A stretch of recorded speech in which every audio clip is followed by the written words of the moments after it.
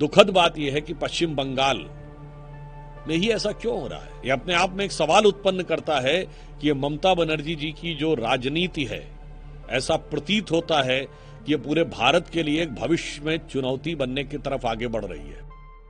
पश्चिम बंगाल का मुर्शिदाबाद जिला इन दिनों हिंसा की आग में झुलस रहा है। नए वक्फ कानून के खिलाफ प्रदर्शन के दौरान भड़की हिंसा में कम से कम 3 लोगों की मौत हो गई। वहीं 15 से अधिक पुलिसकर्मी घायल हुए हैं। पुलिस ने इस हिंसा के मामले में 150 से ज्यादा उपद्रवियों को गिरफ्तार किया है।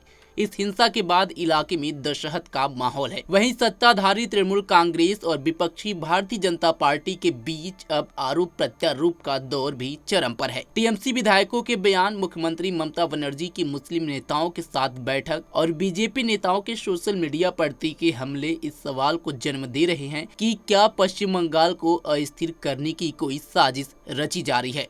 मुर्शिदाबाद के जंगीपुर, सूती और शमशेरगंज जैसे इलाकों में वक्फ कानून के खिलाफ प्रदर्शन ने हिंसक रूप ले लिया। प्रदर्शनकारियों ने पुलिस पर पथराव किया, वाहनों में आग लगाई और राष्ट्रीय राजमार्ग को जाम कर दिया। पुलिस के अनुसार हिंसा की शुरुआत एक अफवाह से हुई, जिसमें दावा किया गया कि पुलिस कार्रवाई में एक प्रदर्शनकारी की मौत हो गई। इसके बाद भीड़ ने उग्र रुख अख्तियार कर लिया। हालात को नियंत्रित करने के लिए बीएसएफ की 8 कंपनियों को तैनात किया गया है। वहीं कलकत्ता हाई कोर्ट ने केंद्र और राज्य सरकार से विस्तृत रिपोर्ट मांगी है। वहीं अब सुधांशु त्रिवेदी ने 12 अप्रैल को मुर्शिदाबाद में हुई हिंसा को लेकर पश्चिम बंगाल की मुख्यमंत्री ममता बनर्जी पर निशाना साधा है। उन्होंने कहा कि यह दुखद है कि ऐसा सिर्फ पश्चिम बंगाल में ही क्यों हो रहा है। यह अपने आप में सवाल खड़ा करता है कि ममता बनर्जी की राजनीति भविष्य में पूरे भारत के खिलाफ चुनौती बनने की ओर बढ़ती दिख रही है।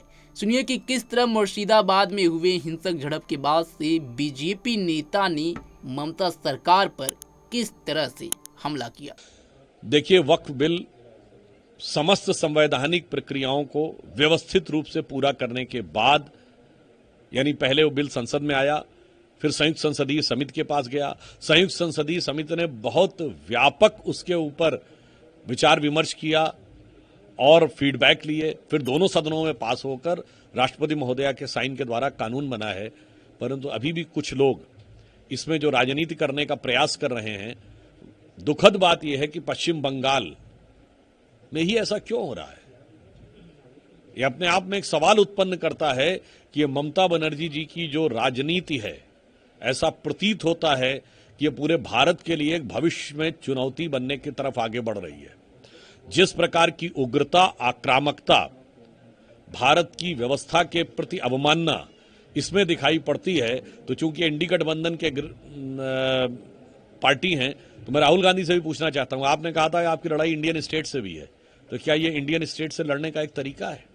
और ममता जी को भी हमें बता देना चाहते हैं, ममता जी किसी गलतफहमी में मत रहिएगा। याद रखिएगा, ये वही बंगाल था जहां 16 अगस्त 1946 को डायरेक्ट एक्शन भी जिन्ना ने यहीं से शुरू किया था, और उसके बाद 1 साल के अंदर देश में क्या हुआ था। तो आप उस नक्शे कदम पे दोबारा चलने से बचिए, अन्यथा देश का नुकसान तो है ही, आपकी पार्टी और बंगाल का भविष्य के लिए तो समस्या है ही, आपकी पार्टी का भी भविष्य बहुत बेहतर नहीं रहने वाला है।